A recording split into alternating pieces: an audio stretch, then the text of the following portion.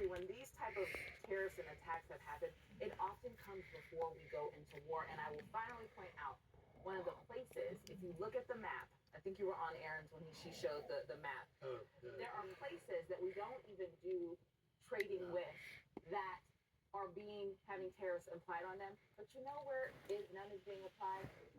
Russia. And Belarus. Yeah, and Belarus. There are places where there are no human beings. Yeah. I think that this is a major thing. Richard is Rana, I think, always comes to this table, makes a case. It's not all tariffs, right, that are bad. But when you hit countries that are exporting coffee beans with 50% tariffs, we are not going to be producing coffee beans here in the United States. So what are you going to do about it? Laura Tyson summed it up years ago in her book, Who's Bashing Who, when she said, America will have a shoe industry when Americans are prepared to pay more for shoes. Right. But the point you made, which I just want to pick up on, you said, and I made it, we can debate the methods of which it's being done, but the fundamental principle of free trade has got its problems. We can debate the methods, but sir, we're not just debating the methods. This is the massive execution of the policy that he's put in place. The debate on the methods is the point, because the method is so extreme that is being implemented. That is the point. This is the That's what I worry about, because actually the point about fair and free trade is a very important one. And what I really fear right now is that he is so bungling the way this is being done. Allies are turning against us. China is rushing to fill the void, as you point out.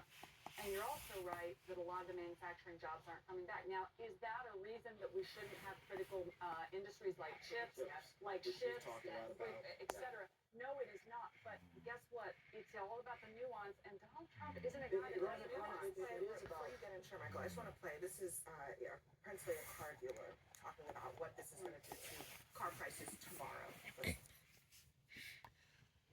That car could go from $30,000 ostensibly to $37,500, and it's that quick. And that kind of change in a price moves that payment $175 a month. And our customers, they're middle class people. They just can't afford that kind of bump. So the very people who have been hollowed out are now going to be slapped with price increases like that on everything, from their clothes to their shoes to their cars to their groceries.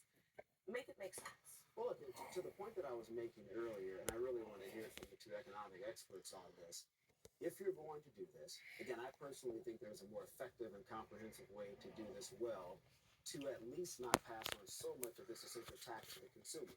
I would really like to explore some type of a tax or deduction for corporations or businesses or manufacturers. I would like to also look at potential rebates as it pertains to car dealers, so that they don't have to increase prices. I think up to $2,700, I believe this. Well, it's interesting what would that because potentially look like? you're getting to an important point. I don't know that I would pick those particular measures, but it's about a 360 because let's again pull the lens back. You are changing the global economy as we've known it for the last 50 to 70 years. Big deal, and you got to get everybody in the room and get some agreement. That is not happening. Is Walmart going to swallow the cost? I mean, Scott Bessent said tonight, and he thinks that all these retailers are just going to take it. They're going to take the 25%, the 30%, the 46%. No, because their shareholders won't benefit, because that will go to the bottom line. Just one other point: the US is no longer, the vast majority of global trade. What was it after the Second World War? 40, whatever it is, percent. We were 60%. Now we're 26% of global. On a good 13% of international trade, 13 to 15%. What you're going to see is people bypassing the US trade industry. You're going to see South-South.